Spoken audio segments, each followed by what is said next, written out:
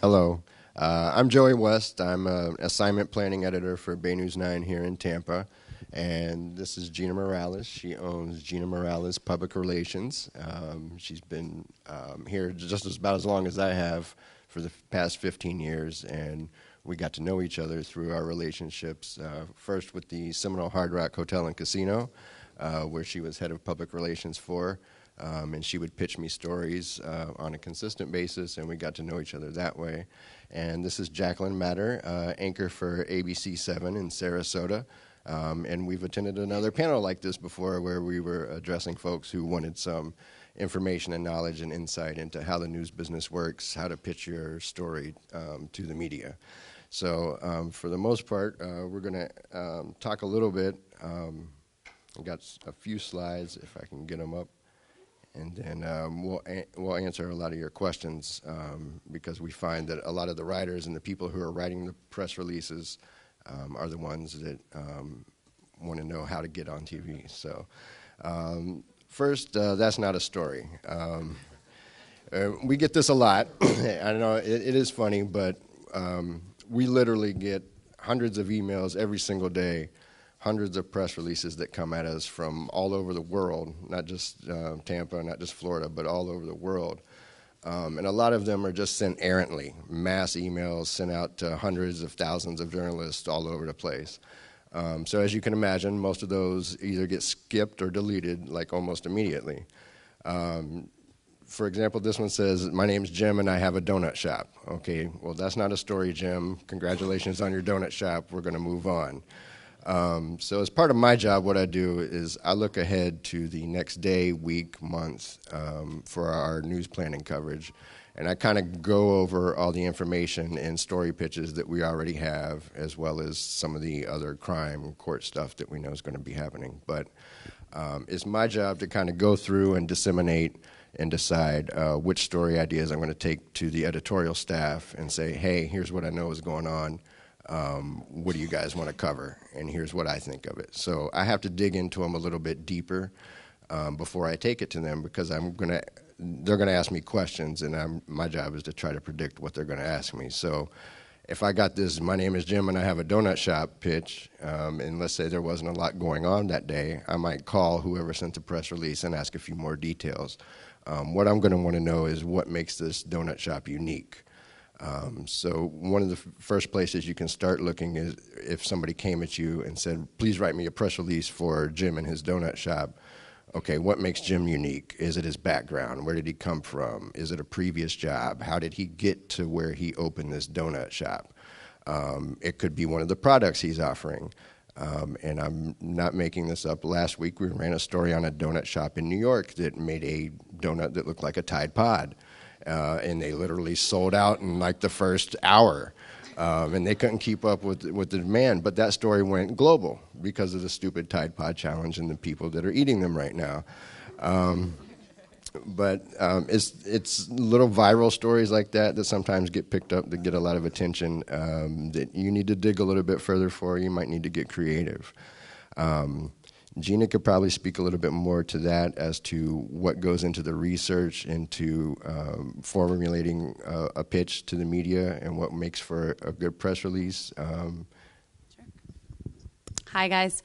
Yeah, I've worked in publicity in Tampa for about 14 years, so have a lot of experience early on getting rejected or not hearing anything back. Once you're a publicist in Tampa and you do it more and more, and you can be a publicist anywhere, you start kind of realizing what are those things that really stick with people like Joey that are making those decisions. He's the one making that decision at the desk, not, necessarily always the anchors or the people that you see on the TV. It's usually the people behind the scenes like Joey that are making those decisions and helping get that coverage for you. So there's a lot that goes into it. There's a lot of research. If it was a donut shop, as Joey said, I would want to know, what sets it apart and try to find an angle that is newsworthy. Of course, if you're doing research as a publicist, you're being on top of the news trends. So you're reading and kind of seeing what's going going on, what's the latest. There's best practices everywhere that you can research and see who else just recently got coverage. You kind of find out who the competitors are and how they got news coverage and what are the things that they've received as far as publicity recently, and then you can base your pitch off that as well. But that's easy. Newsjacking is an easy way to get news coverage, and that's basically about, the Tide Pods. That's a timely story. It's a trend. This is a unique thing that this donut shop is doing. If there's an anniversary or a milestone, something that sets it apart in that regard, like, hey, this is the oldest donut shop in Pinellas County. Things like that are what you're kind of looking for to pitch. If there's a tie-in to charity, if there's something back for the community and those kinds of things. So it really benefits you to do a lot of research before you ever go to the media and wonder why you never got a response. It's because these guys are going and sifting through hundreds and hundreds and hundreds of pitches just like that. And they're looking for that information that's going to pop. So, you literally have like 3-4 seconds, we were talking about that before we even came in. The shorter, the better. The tighter the pitch, the better. And not to go on and on and on about, why you think they should cover this. It really needs to be, and ultimately you're not just trying to sell the person at the desk that makes that decision, but you're trying to make it relevant to their consumer and the audience. So that's really what you have to keep in mind. How is this relevant to the audience? Well, how is this going to benefit people to know about this? If my, Joe Smith, my neighbor, is watching this on TV, what do I want him to take away from this? And those key message points are kind of what helps develop that pitch. But there's a lot of research that goes into it. Timing is a lot too.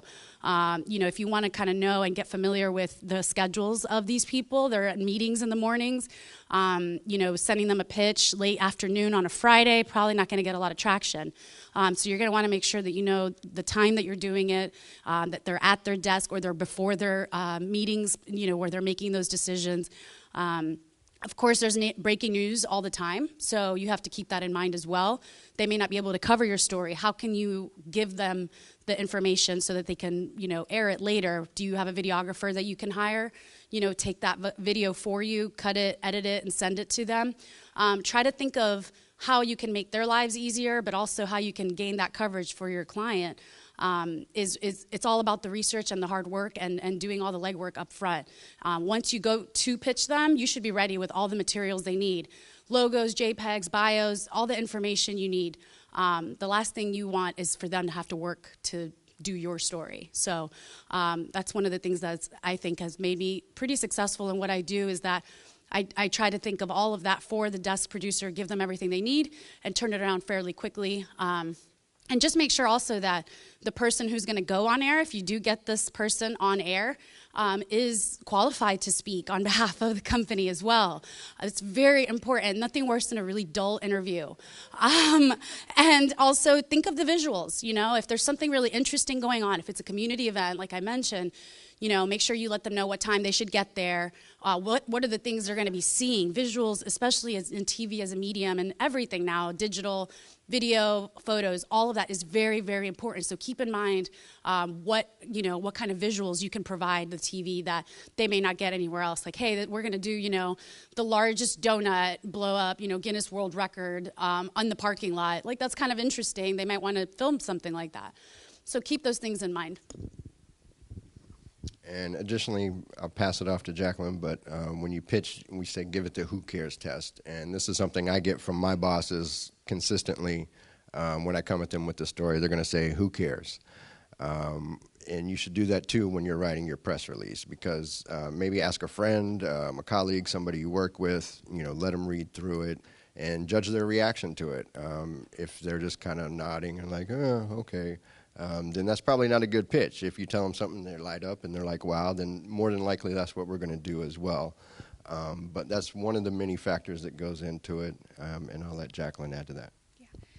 To piggyback off of what Gina was saying, if you have the opportunity to have some photos accompany your press release or a video, that is just so vital, because I know, for instance, during Veterans Day, this group in Lakewood Ranch where the children were handing out, knocking on people's doors and handing them Veterans Day cards.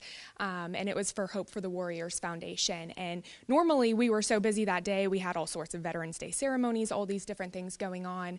But because they were able to provide us those photos, provide us that video that they had already taken, we were able to say, you know what, we don't have to send a crew out there. Thank you so much. We will definitely use this. And it's a charity. It's something that they care about. Our viewers are caring about, which is bringing us back to this point. I know from an anchor's perspective, when I come in, a lot of the times our reporters have already been out. They're finishing the last pieces of their story. I go into work at 3 p.m., come in and read my copy. And when I'm looking at all my copy, I'm sitting there, okay, well, why do I care?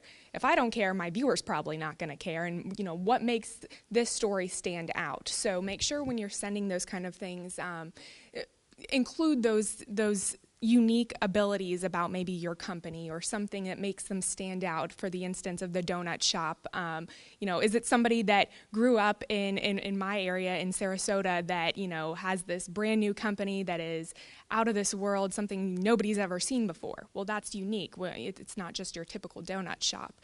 So I think that's something that's very important. And then also when it comes to press releases, I know for me, I think at our last conference, I told people you can have my email, and I have been flooded with thousands of press releases since then, but that's okay because I like going through them. I like knowing what's going on, especially when it comes to deliberating what's going into our newscast.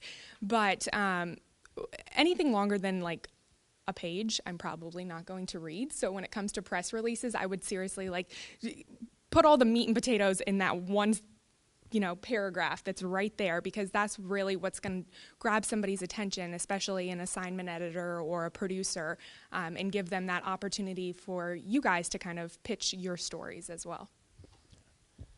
And along those lines, as the planning editor, first thing my eyes go to is the date and time if you're having an event or a press conference, because if it's something for another date and another time, I'll just put it in that day and really not read through it too much. I might glance through it, but a lot of what we get, I always stress, put something interesting in the subject line.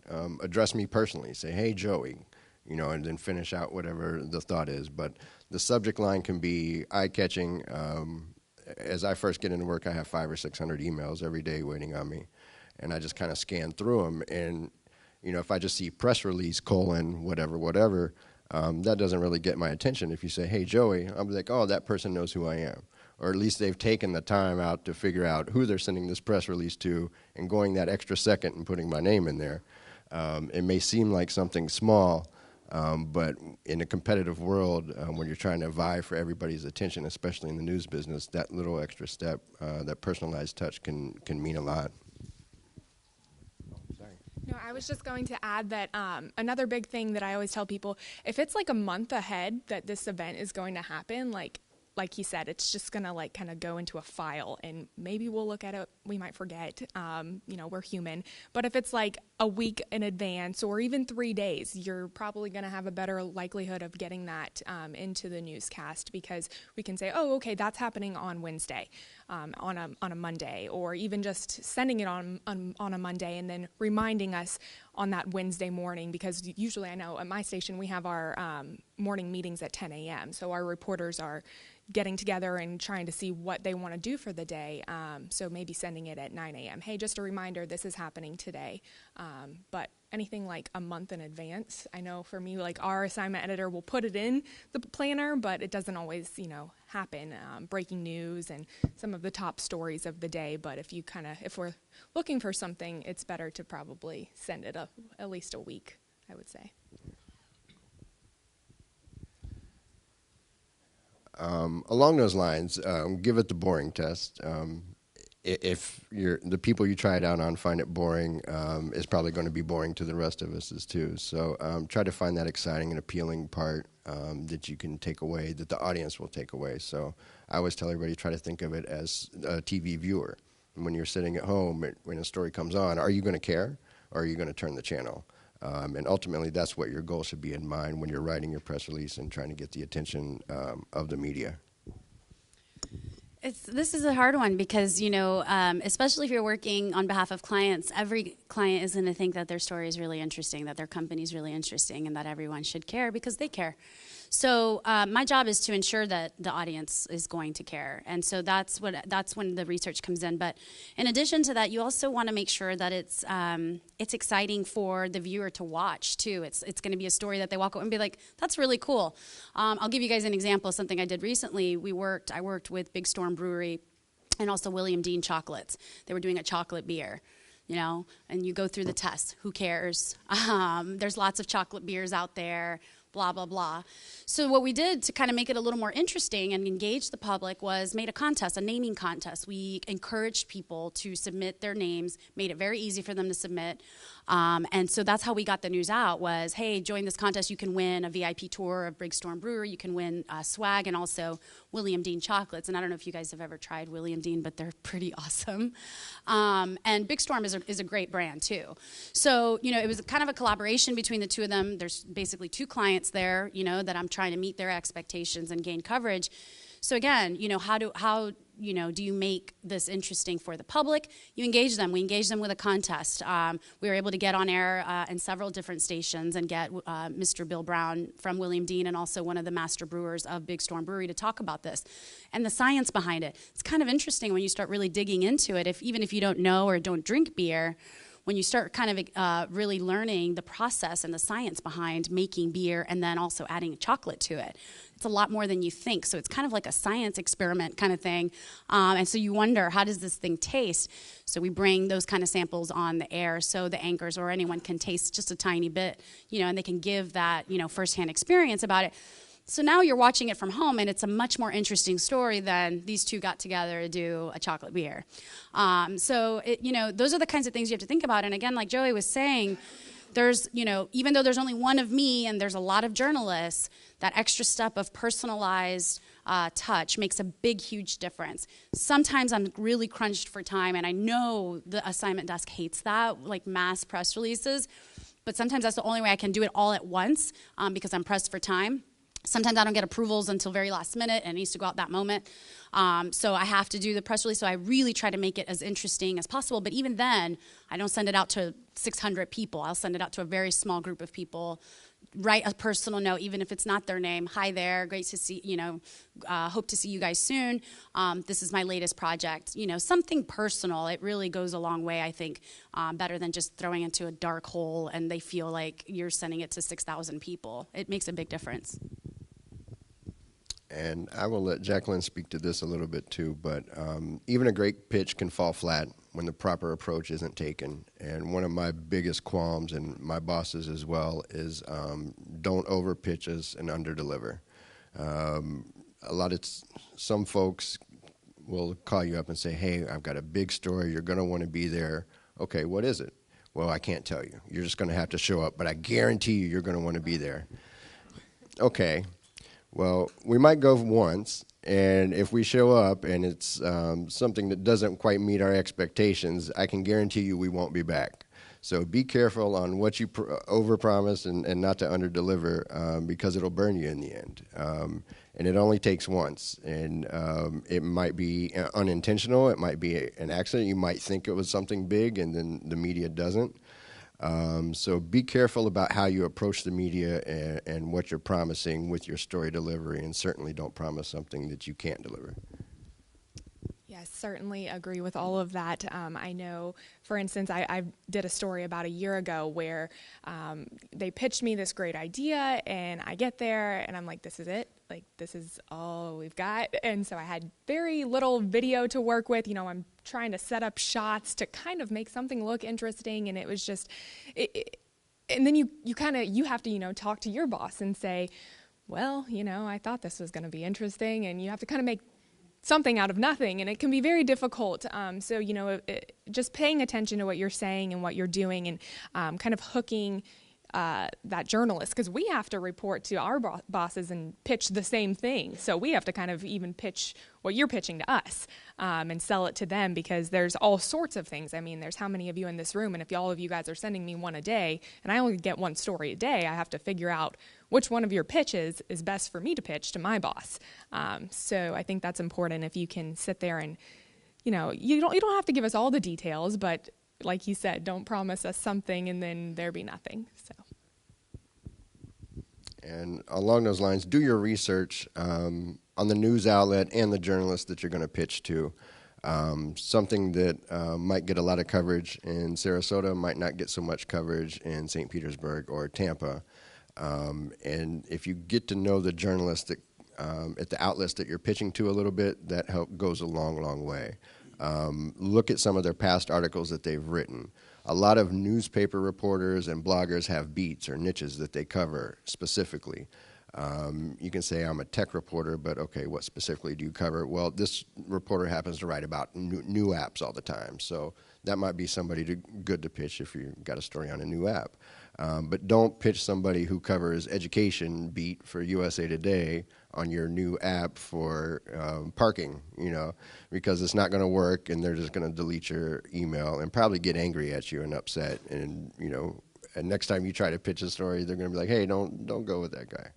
But just do your research a little bit, and know who you're pitching and what kind of news that they do cover. You're not going to pitch the same two outlets the same way, and there's so many niche markets and niche reporting these days. You can almost definitely find somebody that covers the area specifically that you're trying to pitch. This is a funny one. I have a friend of mine is actually, and a colleague, he's a Times reporter in military affairs, and he used to shame PR people. He wouldn't say their names, but he would shame them on press release of the day, and it was the most ridiculous pitch you can imagine for a military affairs reporter. It would be feminine care products. You're going to want to do this. You're going to want to do a story on this. And he's like, are you serious? So you do not want to end up in the wall or post of shame. And he would crack me up. He's this old, cranky Philly beat cop reporter from Philadelphia. That's all he did for 30, 40 years. Now he's in military affairs. He's working with really serious stories. So it was always kind of funny to see the stuff that he would shame, because it just shows you the lack of research and the lack of, connection with these people were doing. I mean, they're literally blasting out to some list they probably bought. They didn't curate it themselves. They didn't take the time to do the research, like Joey said. And now you're sending a military affairs reporter, tampon stuff about in a press release. It's pretty bad. Another thing for me, my station is in Sarasota, so we are very hyper-local on Sarasota County, Manatee County, a little bit of Charlotte County. So a lot of times we'll get press releases from companies that are in Tampa, and they are based in maybe St. Pete or up here, but we don't really send any reporters up this direction because we do have somewhat of a sister station that we can pull from. And so while that might be a great story in Tampa, how is it going to be important to our viewers in my counties? So definitely paying attention when you're sending those press releases to stations. What area do they cover? I think I got a press release the other day from somebody in Iowa, and I was like, what? Why is this relevant to me? I did read through it to see maybe there's somebody from Sarasota in Iowa that I need to know about, but paying attention to who you're sending it to and what their station maybe focuses on in the area is definitely important when you're making those calls. Yeah, absolutely. And then along those lines, instead of just sending a blanket press release out to hundreds of journalists and outlets, really pitch to smaller outlets. You might not think the press that you receive from them is as valuable, but this is very much a copycat industry. If there's a smaller outlet that has a good story and some of the bigger outlets are looking for stories to cover, they're going to check those sources. They're going to look at some of the smaller outlets in their area who cover the same topics, and they might get a story idea from them. We all watch each other. We all see what everybody else's stories are doing. And if we see a really good story, we're going to go after it ourselves. So a lot of times, pitching to a blogger or somebody on a smaller scale might not seem like it's a good investment of your time, but it is. I mean, it does get noticed. It does get picked up, and you never know what things are going to go viral. And a lot of what we use in the news business are wires for a lot of our statewide news or national news or international news. We subscribe to the Associated Press. There's Thomson Reuters is also another one. But they will curate some of the best stories from all of their contributing media outlets from all over the state, country, and international and put it on the wires. And once it's on the wires, anybody can pick it up and run it as if that story were their own, so to speak. They did all the research for you. They're turning over the copy to you. But if you have a story that hits the wires, it's kind of golden because you're going to be available to many more outlets to report your story, and it could literally go global, almost instantaneously. You got a little bit of experience with that. You've had stuff here that's gone national. So the best coup you could get as a publicist is an Associated Press wire. And getting them to be interested in your stories is very difficult because, again, they have to be relevant to everybody. Even though they might cover Tampa, it needs to be something in Tampa that is going to be globally relevant to journalists in New York, California, wherever their stories go, or just statewide. So it happens. Sometimes you have something of public interest that is that big that the Associated Press is worth pitching. But that's another one I highly caution to use that when you really believe it is, a very large, relevant story of public interest, because you don't want to waste the Associated Press's time. But definitely, we also use wires and PR, and I think that's probably one of the largest. It's the easiest way to get, to send out a blanket press release. But again, it doesn't guarantee anything. It's kind of like splattering a bunch of stuff on the wall. The best publicists know that. You have to build a relationship. You have to kind of do the work and the research and take the time to pitch these people with a lot of research on hand and visuals ready to go. And then you're probably going to ask what makes a great PR story or a great story in general to pitch to us. That depends. Use your judgment. Ask the other people, like I mentioned. If it's boring to you, it's going to be boring to us. We're not going to cover you. Try to look for the most interesting thing that you can find. Curate that, pitch that angle to it. A lot of times, journalists will get involved with your story, and they'll totally flip it and find something that you may not have thought of that they find interesting, and they're going to focus on that angle in your story. And from a public relations background, you've probably had that happen. And a lot of times, public relations people's job is to spin their own story. So sometimes it's an ongoing battle between the public relations person and the journalist as to what the angle to the story is going to be. Yeah, definitely. It's a balancing act, right? As a publicist, my client is the company I'm working for, whether it was the Seminole Hard Rock or my clients now that I have several different ones. I have to meet their expectations. I have to make sure to deliver on what it is that they want. But I also have a responsibility to the journalist, because if I don't work there tomorrow, I still want to maintain that relationship with the journalist, and I don't want to, again, give them something that's not going to be interesting and good for them to cover. A great story to me, to be honest, has a human interest element in it always. It's not always just going to be something that you're selling, some, sticky kind of promotional thing, even though sometimes that's necessary. But I think if you can find a human interest element, you'll find it goes a long way. It has a lot of legs. Anything that has to do with doing good in the community, any kind of charity angle to it. And again, public interest, if it's helping people, if this person's really, this invention or wherever it is that they're doing is helping people or making people happy. Focus on that. The emotional stuff is really important, and I think we see it now more with social media than ever, of how big emotions play into everything we consume, the stuff that really goes viral. It's cats and babies and puppies and stuff like that. There's a reason for that, because it makes us happy, right? So keep that in mind. I think that's really important, and it makes a good story in print, online. Of course, you want really good visuals. If it has a visual element, I would say that's super important too. But try to keep the emotion, as the forefront of the story too, and how it's going to make people ultimately feel. Rachel, do you want to speak to that a little bit? The emotions behind the story. Usually if a story will bring some sort of emotion to you, it's going to bring it to other viewers or your readers as well. If it moves you to tears, it's probably moved others to tears, but that's the kind of thing that sticks with you. You're not going to remember everything you read in a day. You're not going to remember all the TV news stories that you watch in a day. But our goal as journalists is to tell that story that does move you, and as a public relations aspect of it, you need to find that and present it to us and say, hey, here's the angle that I found that I think will really touch a base with your viewers.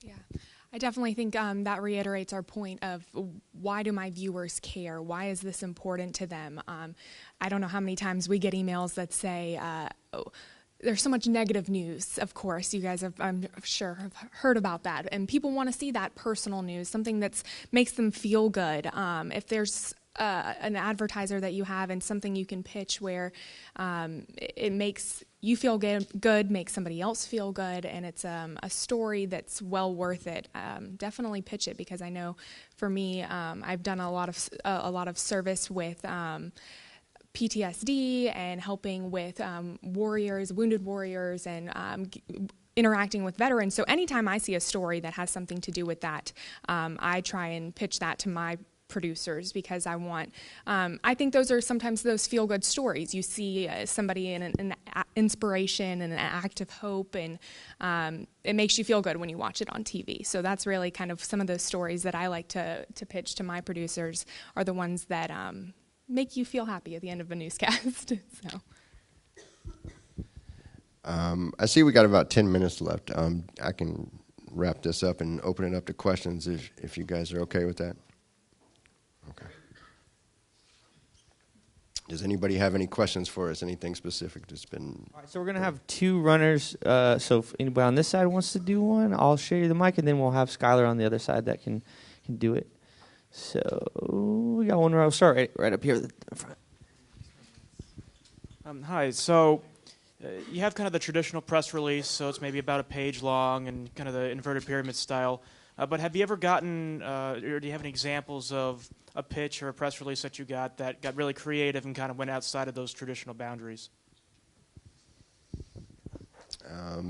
Yes. People send us strange things. Which can be beneficial and detrimental. Some news outlets will have a strict policy about not accepting gifts from anyone because they don't want it to influence whether their decision to cover a story or not. At the same time, that could be beneficial from a product or a new business standpoint, because you're trying to showcase that, you're trying to get their attention. So we have a policy that we're not supposed to accept gifts. However, if you sent me a big bucket of ice cream and it's melting, there's a good chance it's going to get eaten before it gets thrown away from a newsroom. Yeah, we get sent all kinds of different things in the mail, which in this day and age kind of stands out. Back in the day, you would do everything with phone calls or wires, or listen to stuff on the scanners. And then people would fax you stuff, news releases. It's kind of changed to where we get mostly emailed news releases now. And, you know, we would get a fair amount through the mail. And now it's rare that you get anything through the mail, so that almost gets our attention. Food certainly gets everybody's attention. It might not get your story covered, but they're going to know who you are, and they're going to eat your food. Okay. Yeah. Yeah, that's it's a slippery slope with that one. Like as Joey mentioned, sometimes some publications almost get kind of like put off that you're sending them promotional items and things like that. So you have to be really careful. I know the Times is really careful about things like that. Fox is pretty careful about things like that, Bay News 9 and others. And the more, you know, those lines are blurred, I think, you know, news directors are tightening up. Sometimes I used to have access to all kinds of amazing tickets and events, and it was newsworthy for them to cover, but it gets fuzzy when it's like, well, are they coming in to cover it or as a guest, you know? But certainly if you can, you know, use something that is unique, that's interesting and it's low cost, like you're not sending, you know, a $500 bottle of, you know, Johnny Walker or something. Make sure that, make sure you do it off his work time. You know, just be careful. It is a little cheesy or whatever, and it's got a shtick to it. But sometimes it's fun. I mean, I know for a fact, big, huge companies like HBO or other massive companies, they'll send like huge boxes to the film critics or TV critics, and things about like if it's a new show, The Walking Dead and things like that. They send like these amazing promotional boxes, and they're technically not supposed to keep them, but they share them with a newsroom because it catches your attention. So I would just suggest being careful in regards to the actual news release and going in a different direction, like sending them a news link or a link to a video and things like that. Also be cognizant of the fact that sometimes attachments don't go through. If it's the first time you ever emailing them, it could get spam filtered. So just those things to keep in mind. Big, huge files with logos that are like, 10 megabytes, cut it out, make sure it's low res. That's my suggestion. All right, we got any more? You got one over there? Cool. Hello? You can hear me?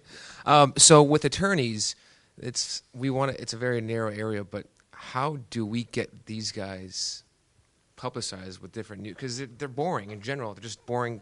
It's a boring field. Any ideas?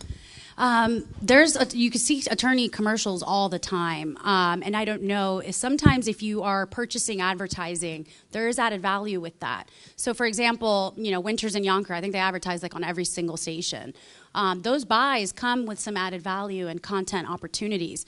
I think blogs, any kind of white paper, thought leadership kind of things that you can give to magazines that are looking for content that are, about law or legal is one way to go. It's not, you're not going to always get TV coverage. Sometimes you got to think within the realm of the world that you're living in. And if you're an attorney, sometimes B2B is, especially if you're representing businesses, that's where you want to be. You don't want to be to a consumer who's never going to benefit from your service. You want to be where your audience is, right? Yeah. So keep that in mind. And so there's opportunities. There's lots of opportunities. I think blogs, I think creating videos that are helpful. There's an Ask an Attorney segment on Fox 13, for example, asking them, hey, how do I get my attorney in there? How do we get them, to talk about that and be one of your experts? Some of these stations also have those kind of like short list of experts that they go to. Yeah. So when there's a legal case that has to do with your specific beat and in your topics that you cover, they would ask you to come in and I would offer them a bio and things that they may be interested in. Like, hey, I'd love to be one of your experts in this realm. If you ever are ever in need, please call me. That helps and it goes a long way, and then you're on their radar. That's a good point for attorneys. Stay on top of the news, and if you see a story about a case that your person you're representing could comment on or add some value to as an expert or an insider, feel free to reach out to a news outlet and be, hey, I saw this story. I've got, attorney so-and-so. He deals with cases like this all the time. He's got some interesting things to say in case you want somebody to interview. So what if there's a company doing an employee wrong, or it's something like that, so it's kind of negative? Would you guys pick that up? Is that something that interests you? You got to make me care. You got to make you care. So you would have to say, okay, will the employee talk to us on the record or on camera? Will their family talk to us? Show me the plight of that person and how they were affected, how that whatever happened has been so detrimental to them that it's just completely affected their life and turned their world upside down. Give me the story behind the case. It's not just about a lawsuit or a court case. Show me the story behind the people. Got it. Thank you. Back to that, right? Yeah.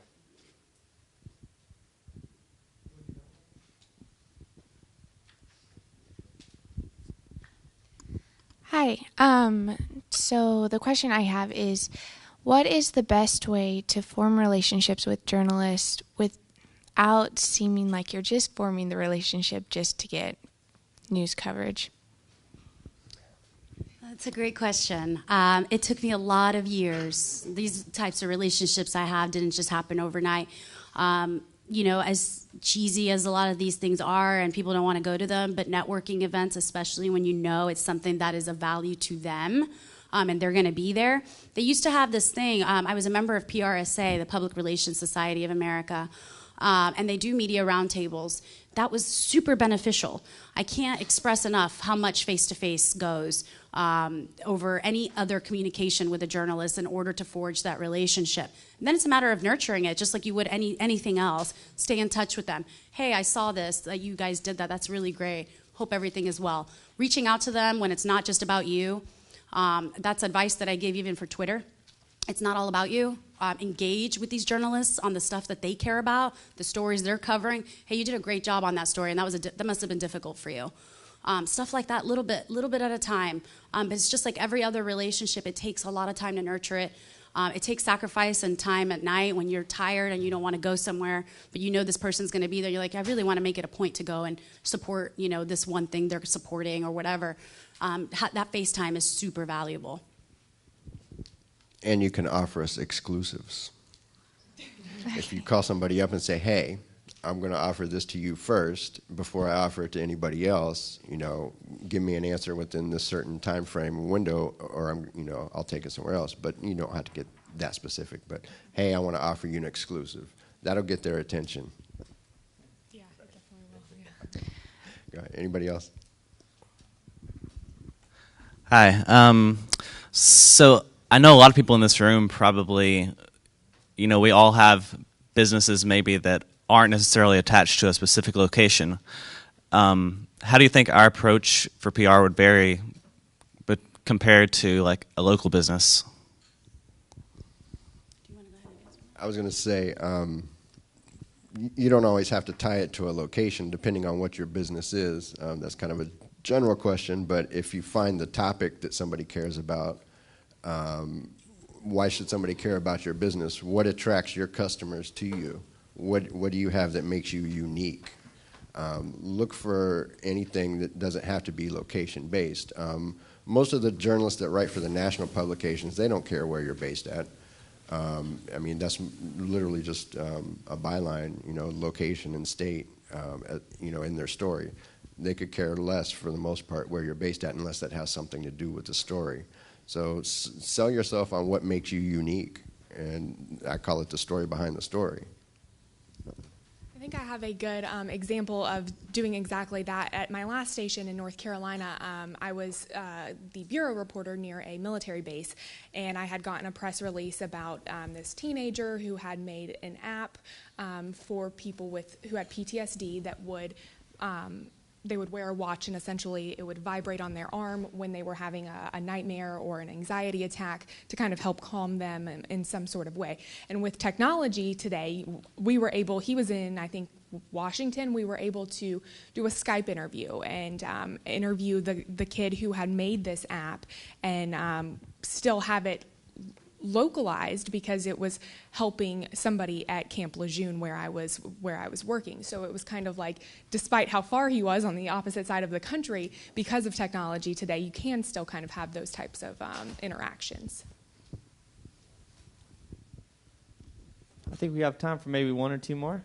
You guys have questions? I have one question, actually. If let's say someone has never, ever... Sorry. I'll back up over here. Let's say someone has never pitched the media before. They've never done any of that ever. What would be like a real case of like first steps they would do? Would they go to a website and find someone's email address, and then what would they actually send to that person? Or is that the wrong approach? Or what would it be like real first steps to your first pitch to the media? Well, that kind of goes back to do your research. Think about who you're going to pitch it to. So start with your best case scenario. Where would you like to see your story appear? New York Times? Good place to start. So there's probably going to be a beat reporter that covers whatever you're pitching to that. So try to find previous stories that were written about something in your field or related to the story that you're going to be pitching. Start with those journalists. Email them directly. Follow their stories. Comment on any previous stories that they found. Hey, I really liked your story on this. On their Twitter feeds, on their social media, follow them. Keep an eye on what they're doing, and also keep an eye on the news. Other news stories might make your story more relevant to the date and time. So it goes back to starting to build those relationships. It's going to take some time, but you got to start somewhere. So don't feel disappointed if you pitch the first one and you get nothing. No. Keep at it, yeah. and even if you send a press release out to 500 people and you sit back and wait and you got not a single bite off of it, don't let that deter you. Keep at it. Many times we'll get stuff 3, 4, 5 times, the same thing over and over, and people call out like, hey, what's going on? Why aren't you calling me? Well, because it's still a week away. More than likely in TV or newspapers, they're just going to show up the day of. They're not going to tell you ahead of time unless it's something that really caught their eye or they're trying to work ahead or they see a bigger piece there. More than likely, it's just going to happen that day. Journalists are notorious for just showing up. Because, it's twofold. We don't like to promise somebody we're going to be in an event because you never know what's going to happen in a day.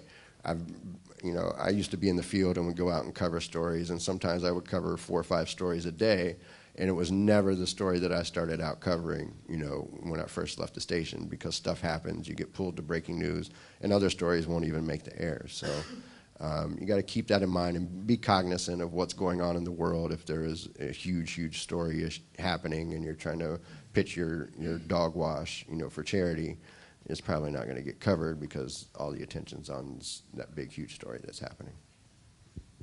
Right on. We got any more questions? So I work for a company, and we're doing an event just in the community. So for publications that have like event calendars, like newspapers, etc., what's the best way to get your event in their calendar? Just send a press release. I'm not necessarily looking for coverage. I just like to get it on the list. I'll let Gina take this, but usually there's somebody specifically that handles that section of both newspapers and TVs. We have like a designated email and one person that specifically handles our calendar, but Gina probably does that more than I do. Yeah, that's exactly right. There are calendars, like there, for example, is calendar@tampabay.com.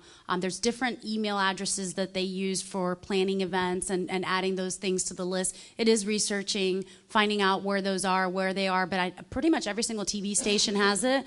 And then also if it's a community event that's free, or if it's for charity too, you can also sometimes get PSAs from radio stations. They're always having, they have a community contact at typically every cluster. So iHeartMedia has that, CBS or Beasley Now, and also Cox Media. They have people dedicated to community affairs and calendars. So just send an email to them. And yeah, that is okay with the press release. Feel free to open with, "Hi there, you know, we have this event we think would be of interest to you." Time, date, very simple, straightforward information on that. All right, guys, give it up one more time for the crew up here.